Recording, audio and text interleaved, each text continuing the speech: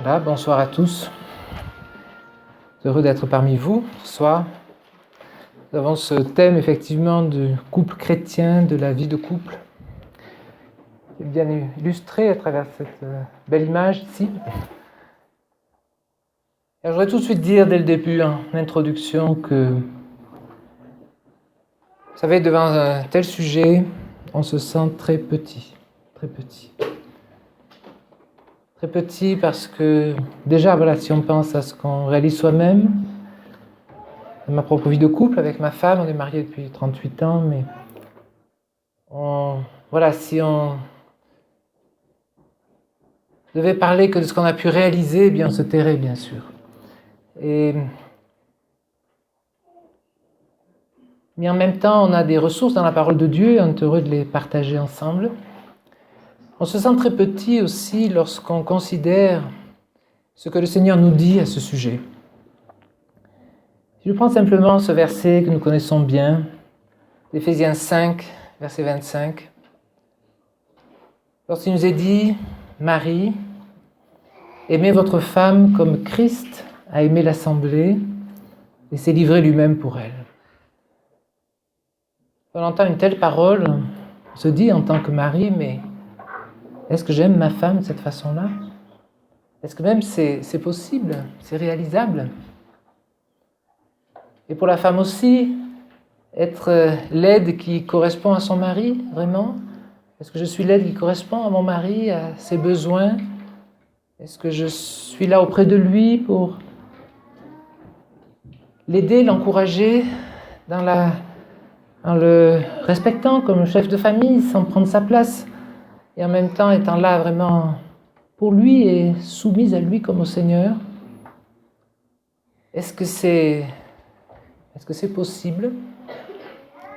Donc de telles questions sont là devant nous dans ce sujet, et c'est important que nous placions vraiment devant Dieu, en réalisant qu'effectivement, si Dieu nous dit cela dans sa parole, c'est que c'est possible. Dieu ne demande jamais quelque chose sans nous donner les moyens de le réaliser. Et c'est ce qui nous encourage. Et même Dieu nous a créés dans ce but. Quand nous voyons dans le premier chapitre de la Genèse, tout à fait au début, il nous est dit, Genèse 1, voici au verset 27, il les créa, hommes et femmes, et Dieu les bénit. Son propos, c'était de bénir. Et c'est ce qui nous encourage en considérant un tel sujet, alors que, comme on l'a rappelé tout à l'heure dans la prière, nous sommes dans un monde qui a rejeté Dieu, qui suit son propre chemin, et dans ce domaine en particulier, qui a tout gâté. Et alors c'est vrai que si nous allons dans le Nouveau Testament, en regardant ce que l'apôtre Paul nous dit au sujet du mariage dans ce chapitre 7 de la première épître aux Corinthiens, où il répond aux questions qui lui sont posées sur ce sujet, alors on voit là aussi des versets qui peuvent nous interroger. Dans ce chapitre 7 de 1 Corinthiens, au verset 28, Paul dit que ceux qui se marient auront de l'affliction pour ce qui regarde la chair. Ah. Et puis au verset 32, on peut lire ces versets.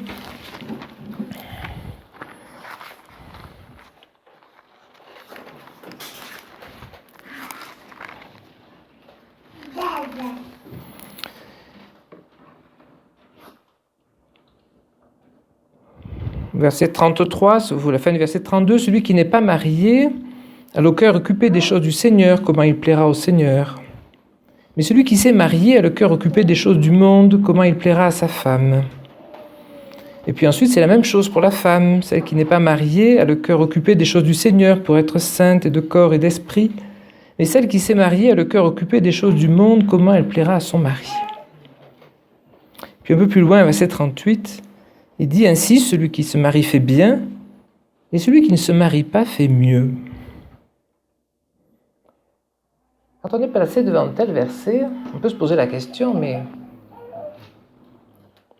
peut-être un peu comme les disciples, quand on voit en Matthieu 19, peut-être on peut lire aussi ce passage, lorsque le Seigneur répond aussi à des questions sur le mariage, et en particulier sur la question du divorce. Voyons cela en Matthieu au chapitre 19.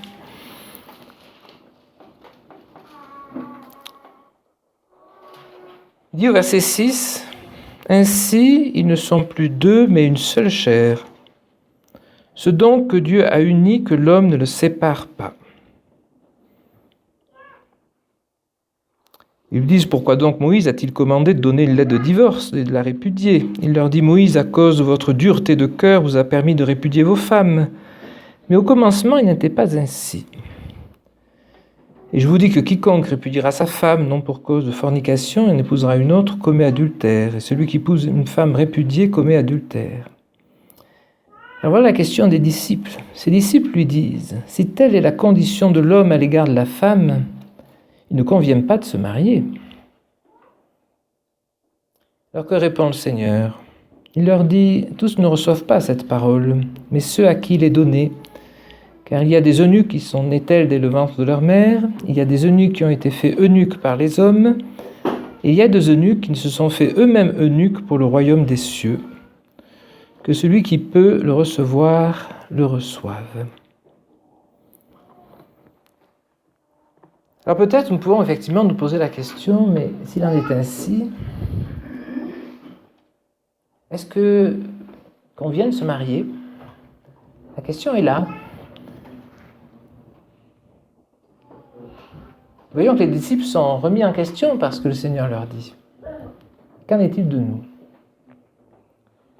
Déjà, nous voyons qu'il y a une différence importante dans ce qui est présenté dans le Nouveau Testament par rapport à ce que nous avons dans l'Ancien Testament. Dans l'Ancien Testament, juste après ces versets que je citais tout à l'heure dans Genèse 1, nous voyons que il est dit que Dieu les bénit et il leur dit de fructifier, de multiplier, de remplir la terre. Et dans tout l'Ancien Testament, ce qui est placé devant les croyants de cette époque-là, ce sont des bénédictions terrestres, avec justement cette part sur la terre qui se traduit aussi dans cette bénédiction par le fait de se marier, d'avoir une famille nombreuse et de pouvoir jouir des bénédictions terrestres que le Seigneur nous donne. Et d'avoir une grande famille qui peut jouir de ces choses est un signe de la bénédiction de Dieu que l'on reçoit à ce moment-là. Nous avons ça constamment dans l'Ancien Testament. Et nous ne voyons pas tellement dans l'Ancien Testament qu'il puisse être question de célibat, on peut dire, d'une façon positive. Ici, c'est un grand changement, déjà, dans ce que le Seigneur présente à ses disciples, et on voit qu'ils sont un peu surpris, puisqu'il parle justement de ceux qui sont eunuques, et même de ceux qui se sont fait eux-mêmes eunuques pour le royaume de Dieu.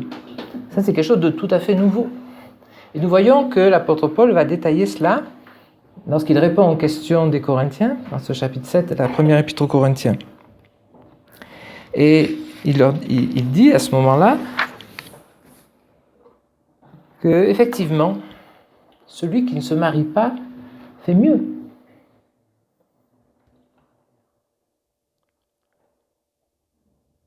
Pourquoi?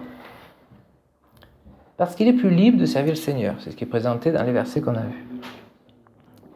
Alors, il y a là donc une différence. Les croyants maintenant, sur la terre, n'ont plus une bénédiction, devant eux des bénédictions terrestres. Ils ont des bénédictions célestes. Leur part n'est plus liée à la terre. Mais pendant qu'ils sont sur la terre, ils ont un service à remplir, ils ont quelque chose à faire, à vivre pour leur Seigneur et à le servir, être ses témoins. Et peut-être on peut lire un verset en 2 Corinthiens 5 qui nous montre bien cela, la part des chrétiens, maintenant, ce qui est donc notre part devant Dieu. En 2 Corinthiens 5, on peut lire au verset 14. « Car l'amour du Christ nous étreint, parce que nous avons jugé ceci, que si un est mort pour tous, tous donc sont morts, et qu'il est mort pour tous, afin que ceux qui vivent ne vivent plus pour eux-mêmes, mais pour celui qui pour eux est mort et a été ressuscité. » Voilà, ceux qui vivent maintenant ne vivent plus pour eux-mêmes, mais pour celui qui pour eux est mort et a été ressuscité. Ça, c'est la part de tous les croyants. Donc c'est ça qui est placé devant nous. Donc c'est quelque chose qui, que l'on soit célibataire, que l'on soit marié, c'est quelque chose que nous ne devons pas perdre de vue. Le but dans lequel nous sommes laissés sur la terre.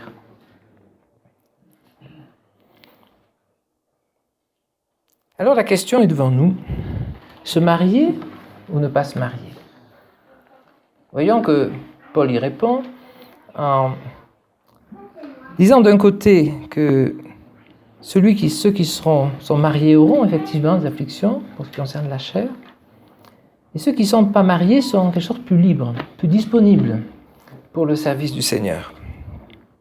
Et donc, si on peut dire que selon cette expression que le Seigneur avait employée, se faire eunuque soi-même pour le royaume des cieux, eh bien, c'est mieux. Voilà ce qui est clairement présenté.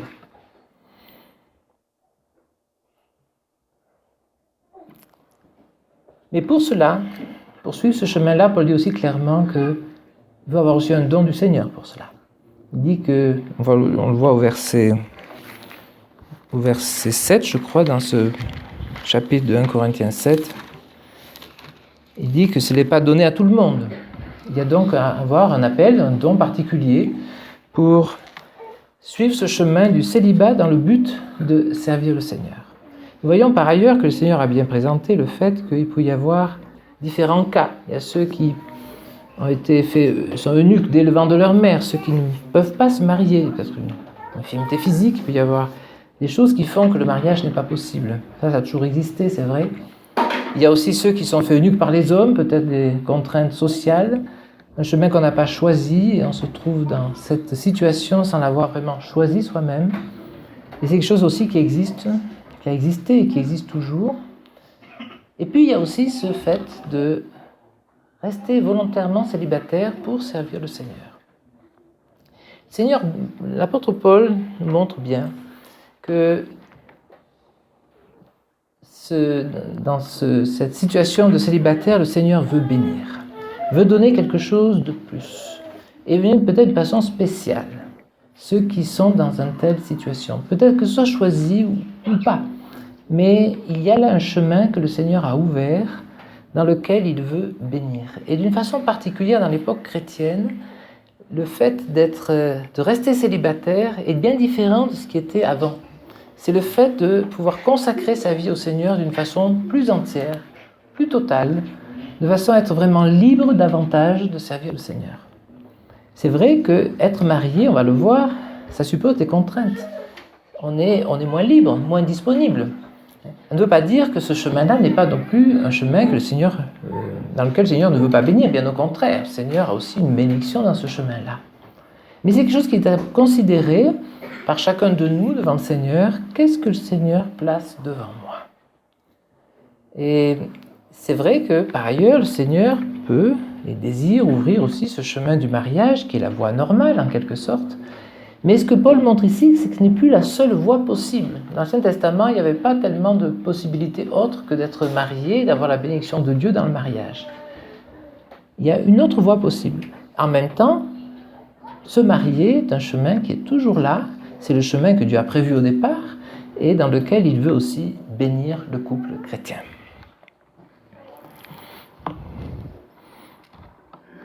Peut-être qu'on peut voir dans ce chapitre 7 de 1 Corinthiens 2 versets clés qui montrent justement la pensée de l'apôtre à ce sujet. C'est le verset 32.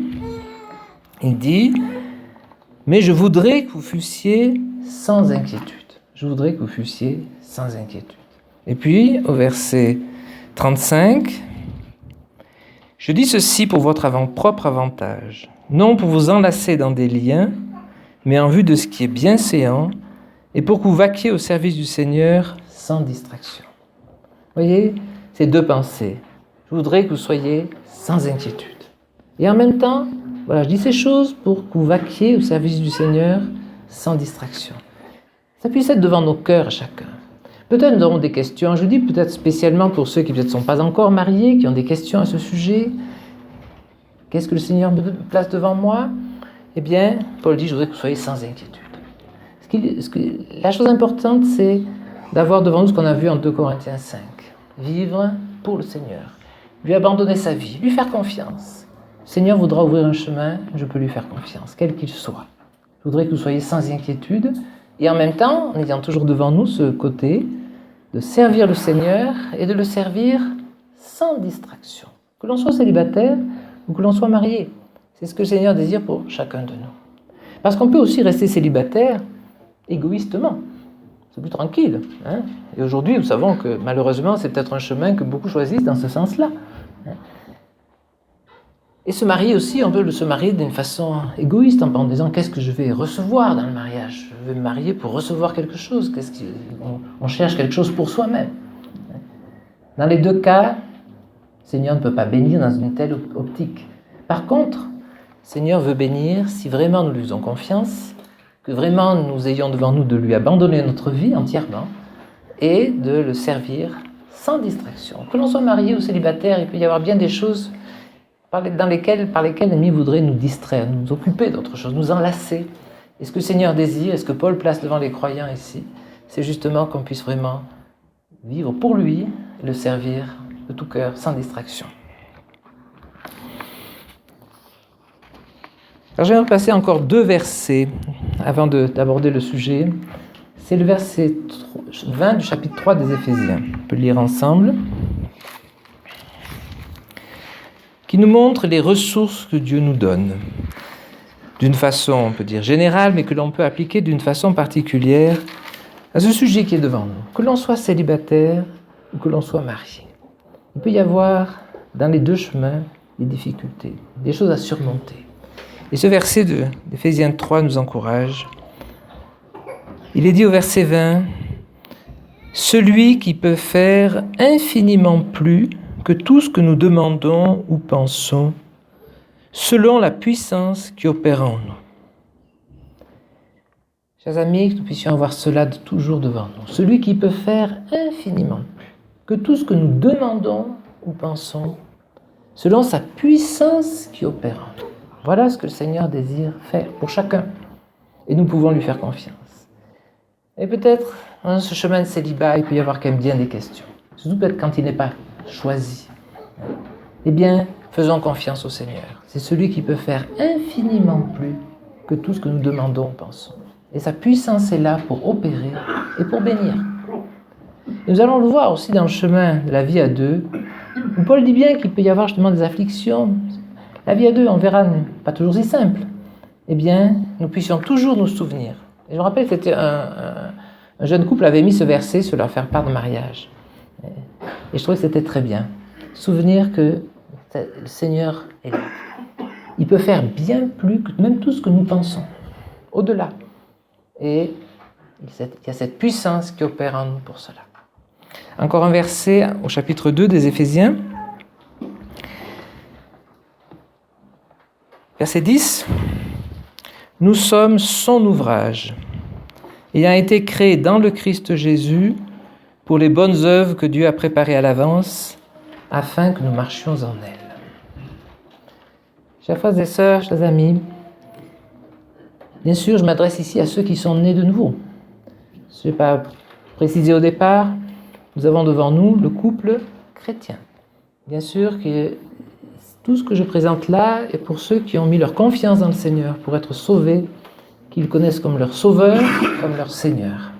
Et le connaissant comme tel, eh bien, il dit que nous sommes son ouvrage, dans cette nouvelle création, ayant été créés dans le Christ Jésus. Et que dans ce but, Dieu nous a créés pour des bonnes œuvres qu'il prépare lui-même à l'avance, dans lesquelles il veut nous voir marcher. C'est vrai pour chacun individuellement. C'est vrai lorsqu'on reste célibataire, bien sûr. Et c'est vrai aussi lorsqu'on est marié, chacun, mais aussi ensemble, à discerner ce que le Seigneur place devant nous. Dans cette expression en 1 Pierre 3, vous êtes ensemble héritiers de la grâce de la vie. Voilà la part du couple chrétien. Eh bien, nous puissions désirer connaître ces bonnes œuvres que le Seigneur place devant nous, dans lesquelles qu'il a préparées à l'avance, dans lesquelles nous sommes invités à marcher. Alors notre sujet, j'ai parlé du célibat un petit peu avant, parce que je pense que c'est un point important. La question est là, pour chacun, ceux qui ne sont pas mariés. Mais le sujet qui est devant nous, c'est donc le couple chrétien. Et là, maintenant, aborder ce sujet, pour tous ceux qui sont déjà mariés, ceux peut-être qui sont fiancés, qui se sont déjà dit oui l'un à l'autre, en quelque sorte, pour s'engager dans ce chemin, même s'ils ne sont pas encore définitivement ensemble. Et puis peut-être il y a tous ceux qui peut-être envisagent aussi cet exercice devant le Seigneur. Eh bien, dans ce chemin, il y a à faire confiance au Seigneur. C'est un chemin dans lequel on a vu que le Seigneur dit « Ce que Dieu a uni, que l'homme ne le sépare pas ». C'est un engagement que l'on prend pour la vie entière. Et nous entrons dans ce chemin par la foi au départ. Vous savez, quand on se marie, quand on se fiance, et même quand on se marie, on ne se connaît pas vraiment. Pas du tout même, très peu. Et c'est un pas de la foi. On fait confiance au Seigneur à l'égard de l'autre, en s'engageant dans un chemin qui paraît, on peut dire pour les hommes qui nous entourent, une folie, tout simplement. C'est-à-dire, on va s'engager pour la vie avec quelqu'un qu'on ne connaît pas, mais c'est déraisonnable. Effectivement, si c'était uniquement en ayant des ressources humaines seulement, bien sûr. Mais c'est donc un pas de la foi, de faire confiance au Seigneur, et on s'engage pour toute la vie. Et ensuite, eh bien, c'est aussi un chemin de foi qui continue, la marche par la foi. Faire confiance à Dieu et faire face, alors ensemble, aux réalités de la vie quotidienne dans ce que le Seigneur place devant nous. Alors il y a des encouragements dans ce chemin. On a parlé, peut-être un peu beaucoup, on va trouver au départ peut-être des difficultés qu'on va trouver, ce que Paul dit, mais il y a bien d'autres choses. N'oublions pas qu'au départ, c'est Dieu qui a dit « Il n'est pas bon que l'homme soit seul. Je lui ferai une aide qui lui corresponde. » C'est lui-même qui a vu ce besoin de l'homme et qui lui a donné celle qui correspond à ses besoins. On a d'autres versets qui nous encouragent. Je pense à Ecclésiaste 4, verset qu'on connaît bien. « Deux valent mieux qu'un. » Et la corde triple ne rompt pas vite. Nous montre la part qu'en tant que couple, on peut avoir avec le Seigneur. Et désir aussi, donc, placer devant chacun, les jeunes en particulier qui s'engagent dans ce chemin, ces encouragements de la part de la parole et témoigner avec tant d'autres, je pense que se marier, eh bien, il en vaut bien la peine. C'est un chemin dans lequel le Seigneur veut bénir. Et le dire dans un moment où peut-être, dans le monde dans lequel nous sommes, cela paraît difficile. Il peut y avoir tant d'exemples, peut-être même négatifs, même parmi les chrétiens, malheureusement. Pourtant, c'est un chemin dans lequel il vaut la peine de marcher. Le Seigneur a des ressources, il veut bénir, on l'a vu. Il créa hommes et femmes et il les bénit. Et nous pouvons lui faire confiance. Mais ça suppose aussi que nous regardions ensemble vers lui. Nous attendions à lui. Alors nous abordons notre premier point dans le plan qui avait été donné, s'investir dans notre mariage, définir les priorités. Effectivement, c'est un point capital au départ. Réaliser que se marier, c'est un point de départ, mais nous avons besoin d'apprendre. J'ai à apprendre à être le mari de ma femme. J'ai à apprendre à être la femme de mon mari. Nous avons à apprendre à être les parents de nos enfants. Ne pensons pas que ça va tout seul, que ça vient comme cela. Et ça demande donc de s'y appliquer. On voit d'ailleurs dans la parole qu'il y a bien des exhortations, beaucoup d'exhortations pour les maris, pour les femmes, pour les pères, les parents, les enfants. Tout cela montre que nous avons besoin de ces exhortations. C'est pas si évident. Nous avons besoin d'apprendre et de nous laisser former dans ce sens-là. Il faut prendre conscience aussi que se marier, c'est pas simplement marcher côte à côte.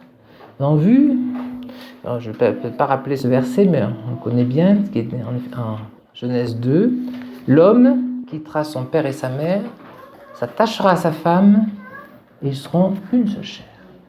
Le mariage, c'est ça, c'est ce que Dieu a institué dès le départ, lorsqu'il a amené Ève vers Adam. Voyons qu'il dit cela à ce moment-là, chapitre 2 de la Genèse. C'est être un, ce que Dieu a uni. C'est être un. C'est donc pas simplement vivre côte à côte, mais apprendre à vivre comme étant un. Et là, c'est quelque chose qui a besoin aussi, qu'on a besoin d'apprendre. On a vécu seul, on a vécu séparé, et maintenant, c'est un autre chemin qui s'ouvre devant nous. Donc, pour cela, il faut prendre du temps. C'est important de parler ensemble, de prier ensemble. Et, comme je marquais, de définir nos priorités. C'est un point très important. Nous avons vécu seuls jusque-là, maintenant il faut vivre avec quelqu'un d'autre, de différent. Et c'est quelque chose qui demande d'apprendre justement et de définir comment nous allons vivre cette vie à deux. Alors dans les priorités, si vous voulez, il y a... Peut-être on peut prendre une image pour essayer de mieux faire comprendre. Vous savez, dans les mariages, on fait quelquefois ce qu'on appelle une fontaine à champagne. C'est-à-dire qu'on met des verres en bas, puis on met d'autres verres dessus, etc. On fait une pyramide comme ça de verres. Puis à la fin, vous avez 2 verres, et puis ensuite un seul verre en haut. Et si la pyramide est bien faite, on a bien placé les verres, et bien ensuite il suffit de remplir le verre du haut. On continue à remplir, on verse. Et tous les verres en dessous vont se remplir progressivement. Et tous seront remplis. Dans cette image, on peut s'en servir, montrer que pour que tous les verres soient remplis, il faut qu'ils soient mis dans la bonne position, de la bonne manière. Et bien dans notre vie, pour que les choses puissent aussi bien aller, il s'agit de mettre les priorités au bon endroit. La première priorité, c'est ma relation personnelle avec le Seigneur. Ça, c'est ce qui passe d'abord. La vie chrétienne, c'est ça. On a vu, c'est vivre maintenant pour celui qui pour nous est mort et a été ressuscité. Et ça doit demeurer. Même si je suis marié, la première des choses, c'est veiller à garder cette relation personnelle avec le Seigneur, à la développer. C'est le vers unique qui est tout à fait en haut. Ensuite, la deuxième priorité, ce qui passe avant tout le reste, c'est mon conjoint, ma femme, mon mari. Il n'y a personne qui soit plus proche de moi que ma femme ou mon mari. Et dans ma vie, après, dans l'ordre de priorité, c'est ma femme, mon mari qui vient. Ensuite, on peut dire, voilà, dans la pyramide en dessous, eh bien, c'est les enfants. On voit que le Seigneur a, si le Seigneur nous donne des enfants, eh bien, ils ont ensuite cette priorité. On a cela, pas beaucoup de temps, mais on voit par exemple en Exode 21, lorsque le serviteur hébreu dit à son maître, lorsqu'il pourrait sortir libre, qu'il refuse de sortir libre, qu'est-ce qu'il dit ? Il dit « J'aime mon maître, ma femme, mes enfants ». Voilà ce qu'il dit. Il y a cette priorité. Mon maître, ma femme, mes enfants. Lorsqu'on voit aussi, en Tite 2, lorsqu'on voit l'exhortation qui est faite aux femmes âgées, d'instruire les femmes plus jeunes, eh bien, il est dit, les enseignants à aimer leur mari, aimer leurs enfants. On voit cet ordre-là. Et peut-être c'est particulièrement important pour les femmes, pour les mères. Le mari passe avant les enfants. Attention. C'est important de bien respecter les priorités. Mon maître, ma femme, mes enfants. Aimer son mari, ses enfants. Ensuite, il y a justement le service. Il y a la grande famille. Il y a l'assemblée. Il y a diverses responsabilités que le Seigneur me donne.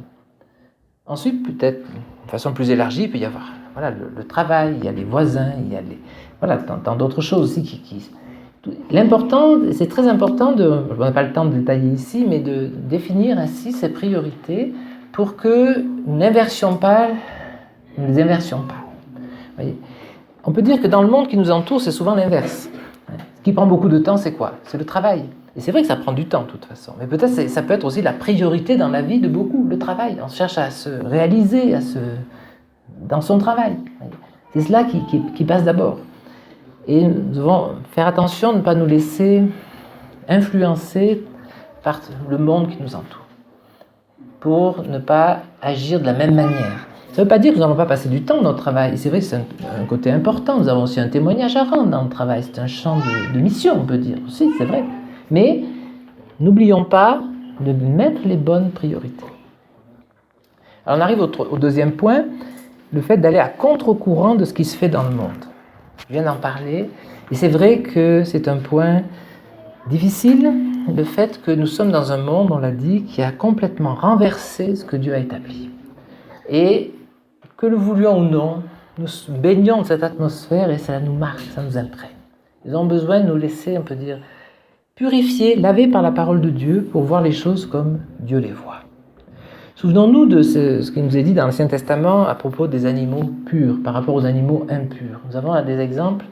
Je vais aller rapidement. Les animaux purs qui ont donc l'ongle divisé, qui ruminent, par exemple, sont des exemples de ce que nous avons à réaliser comme croyants. Une marche séparée du monde et ruminer les enseignements de la parole de Dieu pour en être imprégné. Et puis il y avait aussi dans les animaux purs, les poissons qui avaient des écailles, des nageoires. Écailles, donc le fait d'être isolé du monde extérieur, l'influence de ce qui est autour, et des nageoires qui permettent justement d'aller à contre-courant, de remonter le courant. Et c'est ce que nous avons à faire comme croyants aujourd'hui, par rapport à tout ce qui se fait, se pratique, s'enseigne, au sujet en particulier du mariage, de la vie de couple, la vie de famille, dans le monde qui nous entoure. Alors vous savez, dans toutes les cultures, il y a des choses qui s'opposent à la parole de Dieu. Ça peut être des choses différentes. Si on est en Europe, par exemple, si on est en Afrique, une culture que je connais un peu aussi, eh bien on voit que ce n'est pas les mêmes difficultés, ce n'est pas les mêmes choses qui viennent en contradiction avec la parole de Dieu. Mais ce que nous avons à voir, c'est justement qu'est-ce que la Bible enseigne, et lorsque il y a des choses dans la culture qui sont contraires à la Bible, eh bien il faut s'en détacher. Ça ne veut pas dire qu'on doit vivre d'une façon à contre-courant de tout ce qui se fait dans notre culture. Non, il y a des choses qui ne sont pas à rejeter. Il ne s'agit pas non plus de penser que telle culture est meilleure qu'une autre, etc. Non, mais dans chaque culture, voyons ce que nous dit la parole. En 2 exemples simplement, vous voyez, en Europe, peut-être ce qui pose davantage problème, c'est le côté de la position de l'homme et de la femme. Ça, c'est quelque chose qui vraiment est battu en brèche. On veut la parité, on veut que l'homme et la femme soient sur le même plan, interchangeables. Voilà. Alors que la parole de Dieu nous dit clairement que non, les positions de l'homme et de la femme sont différentes. Et sur ce point-là, il y a quelque chose, vraiment une lutte à mener, aller à contre-courant. En Afrique, ça ne pose pas trop de problèmes. Ça, c'est quelque chose qui paraît assez naturel. Vous voyez, ça... Par contre, il y a d'autres choses. En Afrique, s'il nous est dit l'homme quittera son père et sa mère, s'attachera à sa femme, ça, c'est vraiment quelque chose qui pose problème. Quitter ses parents, donner la priorité au couple, c'est quelque chose qui, là, est difficile. N'est-ce pas? Donc voilà, les questions, les interrogations peuvent être différentes. Mais voilà, la parole de Dieu est là pour nous tous. Voilà, troisièmement, je n'ai pas regardé mon heure au départ, j'aurais dû mettre ma montre. On arrive à notre troisième point, différent pour être complémentaire. Alors d'abord, il y a cette différence homme-femme. Peut-être déjà, il faut bien dire que le mariage, c'est le mariage d'un homme avec une femme.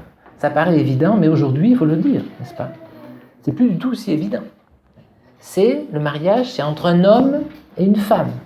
2 êtres que Dieu a créés de façon différente pour être justement complémentaires. Voilà ce que nous enseigne très clairement la parole de Dieu. Alors ces différences, nous les connaissons, les différences physiques, nous les connaissons bien, mais ce que nous allons découvrir dans le mariage, justement, c'est que les différences vont s'en beaucoup plus loin que ce qu'on pense au départ. Différence non seulement en physique, mais différence dans la façon de concevoir la vie, dans la façon de voir les choses, dans la façon d'appréhender, la façon d'aimer, etc. Et là, il y a quelque chose qu'on a vraiment besoin de demander au Seigneur nous aider à bien saisir et à recevoir, parce que c'est quelque chose qui nous surprend. Je pense que même si on est prévenu, quand on commence à vivre ensemble, mari et femme, eh bien, on peut être vraiment surpris. C'est-à-dire que, voilà, même on aimerait faire plaisir à l'autre en faisant peut-être ce qui me ferait à moi plaisir, en quelque sorte, et puis on s'aperçoit qu'on tombe exactement à côté. Et par contre, ce que moi j'aimerais que l'autre me fasse, eh bien, je l'attends en vain. Et pourtant, on s'aime sincèrement et on cherche vraiment. Donc ça sont des choses que je crois tout couple en a fait l'expérience, n'est-ce pas? Cette différence entre nous. Et c'est quelque chose que nous avons besoin de réaliser en demandant au Seigneur de nous apprendre à voir, non pas cela en termes d'opposition, mais plutôt, je demande, de complémentarité. Le Seigneur nous a créés différents, c'est vrai, très différents. Parce que justement, il désire que ces différences se complètent. Et en fait, le Seigneur désire, en unissant l'homme et la femme, leur donner à tous les deux, comme étant un, une vision beaucoup plus complète des choses, beaucoup plus élargie. Et ça, c'est quelque chose que vraiment nous avons besoin d'apprendre et à découvrir. Il faut bien dire, c'est vrai que quelqu'un peut rester célibataire, vivre pour le Seigneur, il a une vie entière et bénie avec le Seigneur, de ce point de vue-là. Mais ce que le Seigneur a prévu, en unissant l'homme et la femme, c'est justement qu'ils puissent être utiles l'un à l'autre pour avoir une vision beaucoup plus élargie et beaucoup plus complète des choses. N'oublions pas, je n'ai pas dit encore, que ce que nous enseigne la parole, c'est que le mariage nous est donné comme une image de l'union de Christ et l'Assemblée.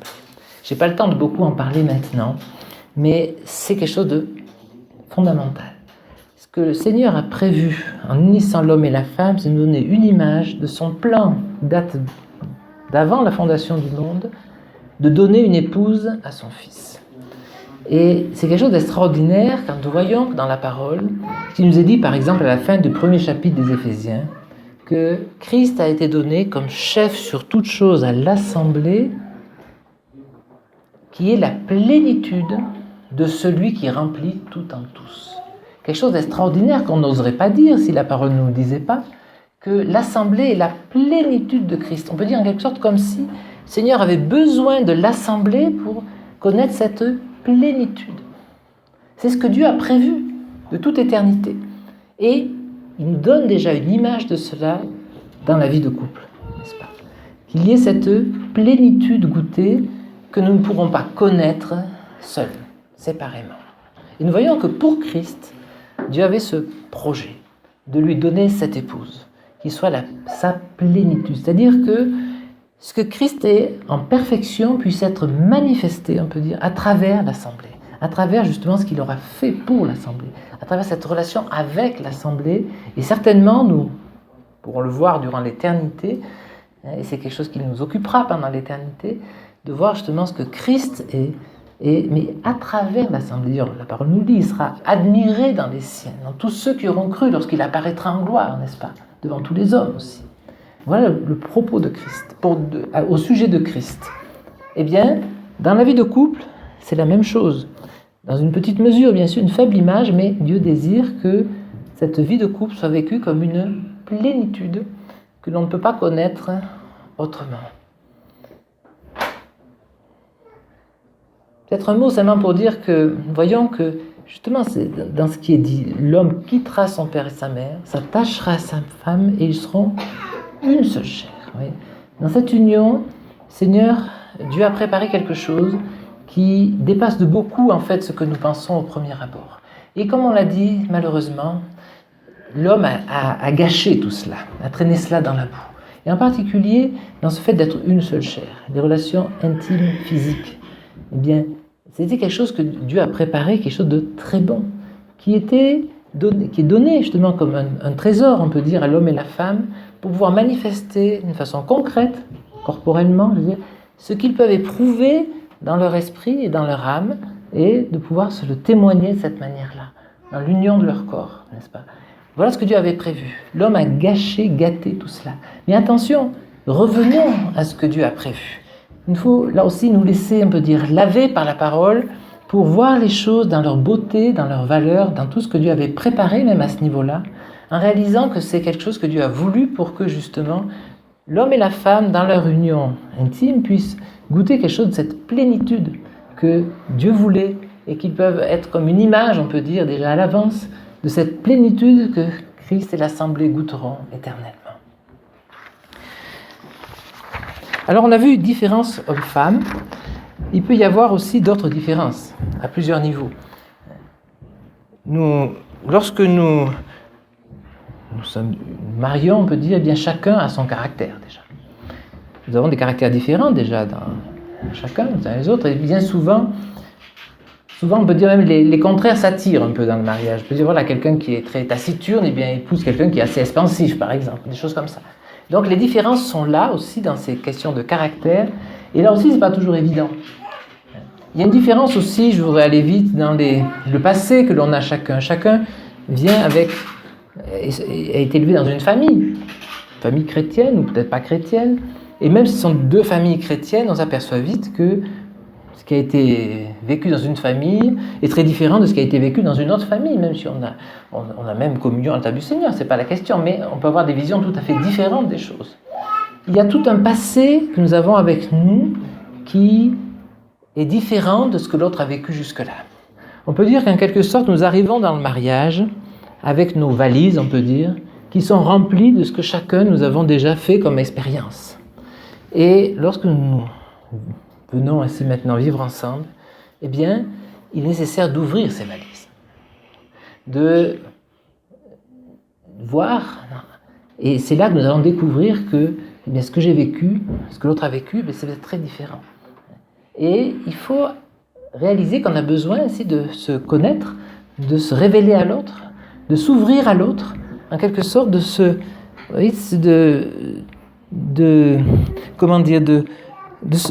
mettre à nu devant l'autre. C'est vrai d'une façon physique, bien sûr aussi, mais aussi moralement, de se découvrir devant l'autre, tel qu'on est. Et ça, c'est pas évident au départ. Vous voyez, c'est quelque chose qui se fait progressivement. Et ça nous amène justement à ce quatrième point, s'accepter soi-même, j'avais mis, et apprécier son conjoint tel qu'il est. Mais déjà aussi s'accepter soi-même. Vous voyez, peut-être justement le fait d'ouvrir nos valises ensemble va être l'occasion même pour moi de faire le point sur moi-même, ma propre vie, ce que j'ai vécu jusque-là. Vous savez, chacun, on peut avoir des pensées, se dire, voilà, j'aurais aimé être autrement que ce que je suis. Vous voyez. On n'a pas choisi sa famille, là où on est né, on n'a pas choisi son milieu social, on n'a pas choisi ses parents, on n'a pas choisi... Vous voyez, il peut y avoir des choses qu'on apprécie, on aimerait peut-être avoir des facultés qu'on n'a pas, une plus ou moins grande beauté, etc. Tant de questions qui sont là. Où est-ce que j'en suis devant le Seigneur? Est-ce que j'ai reçu ce que je suis vraiment de sa main pour m'accepter devant lui tel qu'il m'a fait? Il y a là un point très important. Si je veux pouvoir accepter l'autre tel qu'il est, eh bien d'abord, il faut d'abord que je m'accepte moi-même, tel que je suis, sans vouloir me changer, sans vouloir être autrement. Mais ce sont des questions qui peut-être on ne s'est pas tellement posées jusque-là. Et que lorsqu'on va ouvrir ses valises devant l'autre, en quelque sorte, eh bien, je suis amené à me les poser. Vous savez, ça paraît anodin, mais en fait, ça ne l'est pas du tout. Par exemple, combien de fois, parlant avec des frères et sœurs en Afrique, des jeunes m'ont dit, mais pourquoi je suis né noir, par exemple, je ne suis pas né blanc? Pourquoi je suis né en Afrique, je ne suis pas allé en Europe? Pourquoi je ne suis pas né, vous voyez, ceci ou cela? Et oui, pourquoi? Ce n'est pas à moi de choisir, n'est-ce pas? Mais est-ce que j'accepte d'être ce que je suis en réalisant que tel que je suis, là où le Seigneur m'a placé, eh bien le Seigneur veut me bénir. Il m'aime tel que je suis. Et puis donc le point suivant, ce sera d'accepter l'autre. Et d'accepter l'autre tel qu'il est. Là aussi, attention, on le pense tout bien au départ. Mais lorsque on voit que l'autre est différent de ce que je m'imaginais, qu'il a tel ou tel défaut, qu'il réagit différemment de moi, il y a forcément un petit peu ce désir qui change. On aimerait qu'il soit un peu plus comme j'aimerais, l'image que j'ai voulu moi avoir au départ. Vous voyez. Et ça aussi, c'est quelque chose que nous devons apprendre, à accepter l'autre vraiment tel qu'il est. Si quelque chose doit changer, eh bien, c'est en moi qui doit changer. Ça doit changer. Parce que s'accepter tel qu'on est, ça ne veut pas dire non plus que je dois accepter mes défauts en disant, ben voilà, je suis paresseux, ben je reste paresseux.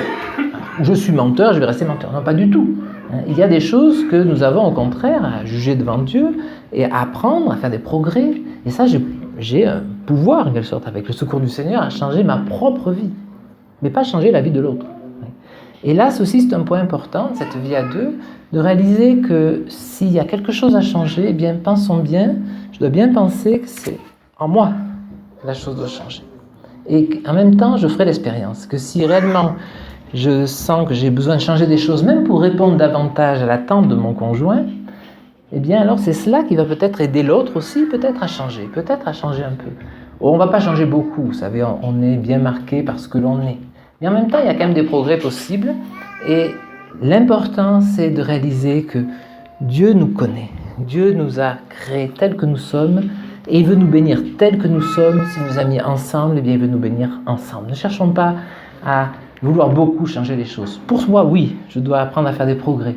Mais acceptons ce que Dieu a fait de nous et faisons-lui confiance. Le Seigneur veut nous bénir tel qu'on est. Pensons à l'exemple de Jabès, vous savez, en Chronique 4.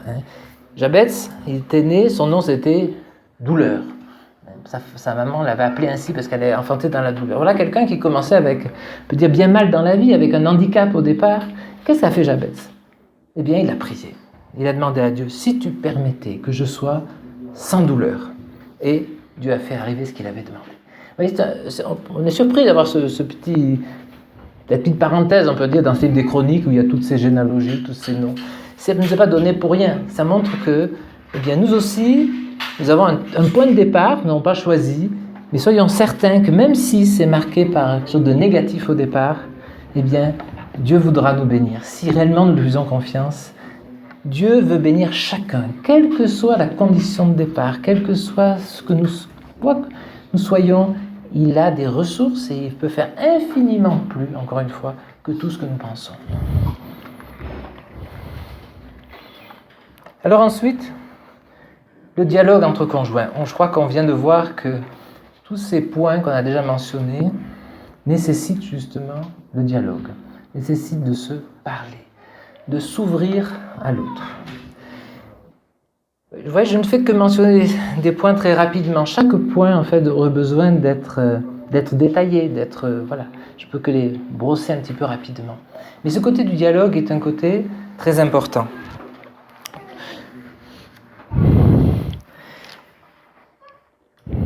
Je peux dire que, il faut le dire peut-être aussi même pour les jeunes, même ceux qui ont... Se comprendre, parler, se comprendre dans un couple, c'est pas évident. Et je crois que tout goût peut dire qu'il y a des incompréhensions. Il y a des choses que vraiment, même si on s'aime réellement, eh bien, on a du mal à comprendre l'autre. Et ça, c'est quelque chose qui est normal. Je crois que c'est vrai dans tous les couples. Et c'est pas quelque chose qui doit nous arrêter. Mais montre justement, nous avons besoin de prendre du temps pour chercher à se comprendre, pour parler, pour dialoguer, pour prier ensemble. On va le voir dans la suite.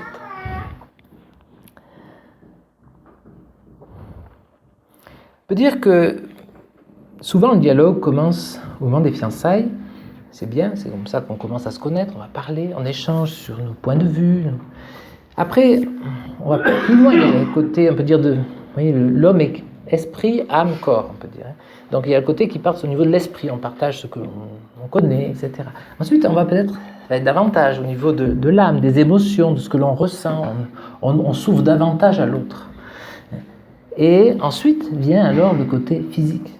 Alors, dans les fiançailles, c'est le départ. On commence à partager au niveau de l'esprit, au niveau de l'âme, etc. Attention, il peut y avoir un danger d'aller trop loin. Mais dans le couple, très souvent, une fois qu'on est marié, eh bien, ce qu'on a commencé à faire, de partager, dialoguer, ce qui nous était si cher au départ lorsqu'on était fiancés, eh bien, souvent ça s'arrête. On est pris par les occupations, etc. On est par beaucoup de choses. Et ce dialogue, ce partage qu'on avait au départ, eh bien, s'arrête. Il devrait au contraire se développer. Et c'est un point important de réaliser que nous avons à veiller là-dessus, à continuer à dialoguer, à ce qui est ce partage au niveau des pensées, et puis au niveau de l'âme, de ce que l'on peut ressentir ensemble. Et puis alors à ce moment-là, c'est cela qui va amener justement à ce côté de désir physique, de pouvoir exprimer cela concrètement dans l'union des corps. Vous voyez, c'est quelque chose qui devrait aller dans ce sens-là, et le dialogue se fait à tous ces niveaux-là. Et c'est important dans le couple de réaliser qu'on a besoin de progresser dans cette communication l'un avec l'autre à ces différents niveaux, on peut dire, esprit, âme et corps.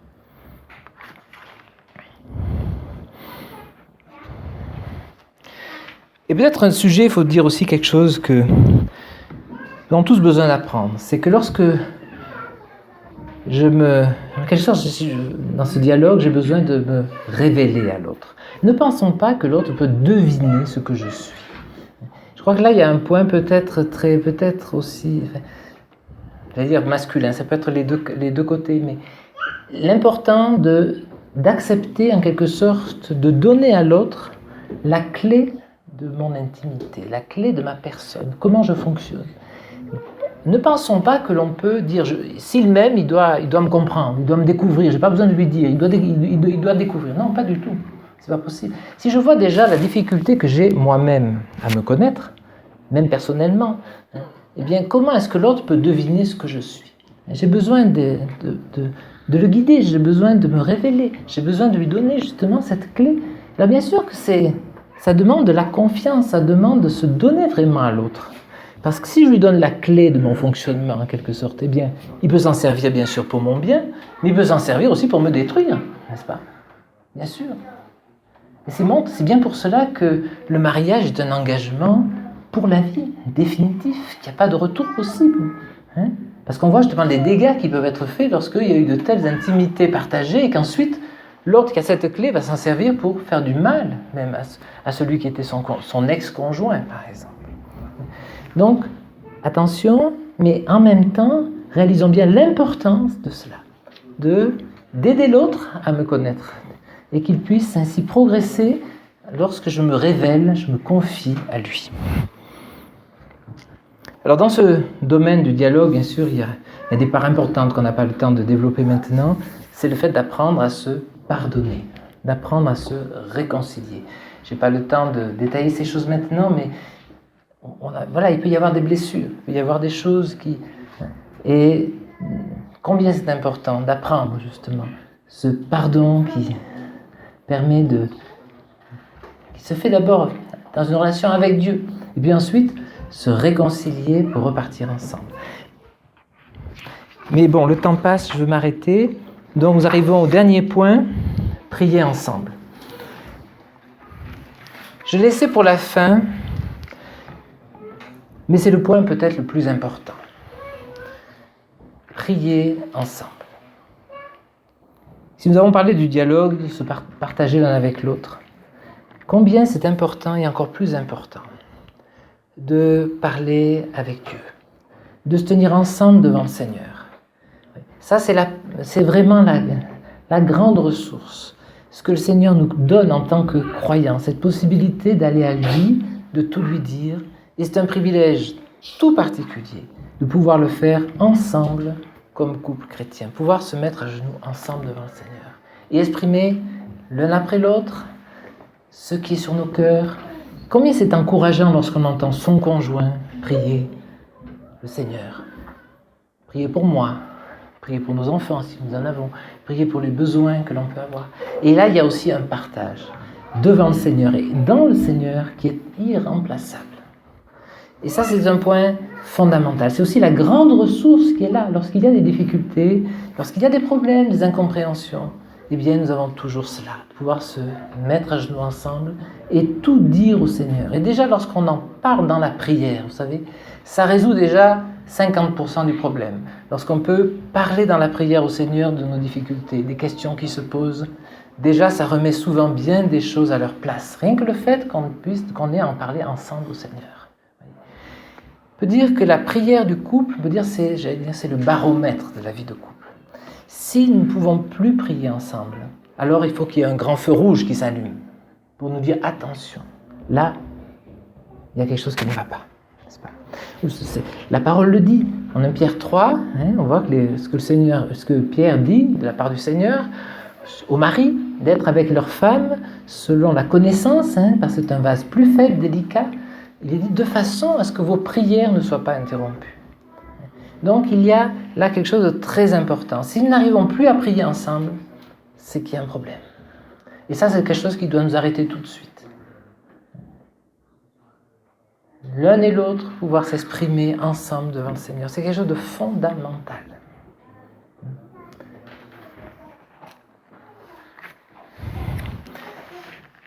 Voilà, j'en arrive à la fin, la conclusion. On a vu que vivre à deux, c'est pas quelque chose qui va de soi. Il nous faut prendre le temps d'apprendre, le temps de demander au Seigneur, le temps de parler ensemble. Et peut-être un exemple que nous avons dans la parole, je terminerai avec ça, on voit en Deutéronome 24, au verset 5, on voit que pour les filles d'Israël, lorsqu'un homme avait pris une femme, eh bien, il était dispensé d'aller à la guerre, dispensé pendant 1 an, peut-être on peut lire ce verset, en terminant, j'ai cité des versets, mais on n'a pas beaucoup lu ensemble.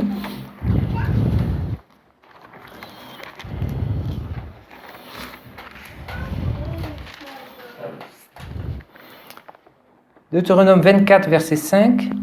Si un homme a nouvellement pris une femme, il n'ira point à l'armée, il ne sera chargé d'aucune affaire. Il en sera exempt pour sa maison pendant 1 année, et il réjouira sa femme qu'il a prise. Vous voyez ce qui était donné en Israël. Un homme qui avait pris nouvellement une femme, eh bien, pendant 1 année, il était dispensé de toute autre responsabilité que de s'occuper de sa femme et de sa maison. Il y a là quelque chose qui nous montre justement l'importance et la nécessité justement de prendre le temps d'apprendre à être le mari de sa femme, d'apprendre à être la femme de son mari. Vous voyez cette disposition en Israël. Donc ça nous montre qu'il y a vraiment un temps à prendre et à réaliser que nous aurons besoin d'apprendre. Le Seigneur veut nous aider, veut nous bénir, que nous puissions simplement lui faire confiance et apprendre ainsi à vraiment, en réalisant que nous avons besoin d'apprendre à vraiment venir à lui avec confiance. Souvenons-nous toujours, il peut faire infiniment plus que tout ce que nous demandons ou pensons. Et ce qu'il a dit au départ, c'est « il est béni ». C'est ce que le Seigneur désire faire encore aujourd'hui, qu'on puisse encourager tous ceux qui veulent s'engager dans ce chemin, qui ont devant eux de s'engager dans ce chemin, à lui faire confiance. Le Seigneur ne déçoit pas ceux qui s'attendent vraiment à lui.